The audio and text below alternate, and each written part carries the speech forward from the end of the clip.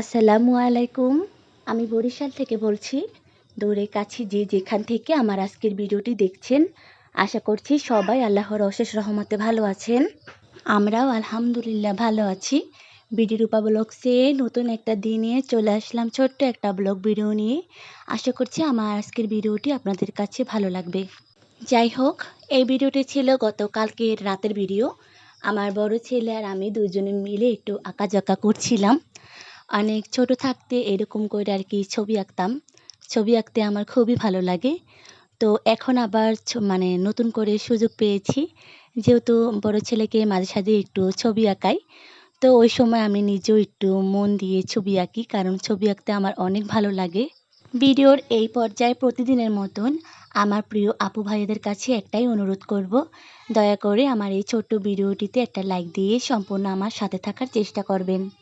যাই হোক, আমি মূলত মাঝে সাঝে আর কি বড় ছেলেটাকে নিয়ে একটু ছবি আঁকাই।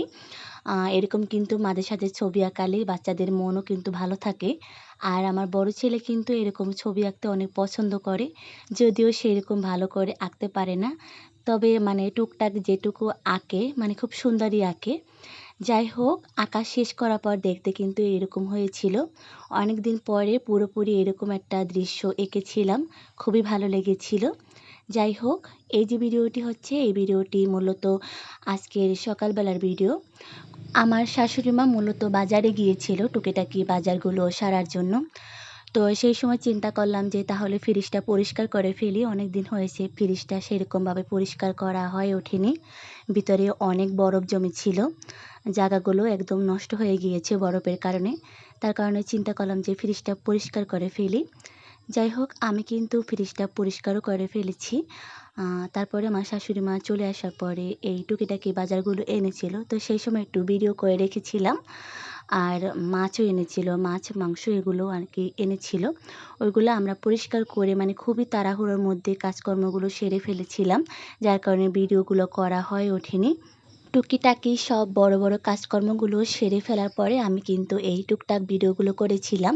আর এই ভিডিওগুলো আমি কিন্তু বিকেলবেলায় করেছিলাম। কারণ আমি কিন্তু এগুলোতে হাতই দিইনি। আমরা মাছ মাংস সব পরিষ্কার করে ফ্রিজে রাখার পরে তারপরে কিন্তু নিরিবিলি একদম বিকেলবেলায় এই ভিডিওগুলো করেছিলাম। আর ওই সময় কিন্তু এগুলো সুন্দর করে গুছিয়ে রেখেছিলাম।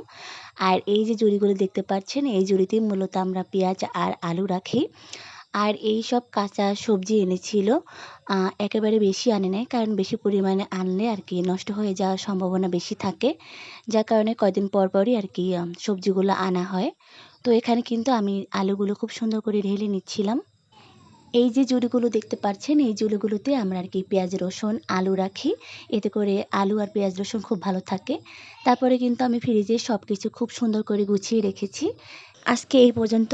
সবাই ভালো থাকবেন, সুস্থ থাকবেন। আল্লাহ হাফেজ। আসসালামু আলাইকুম।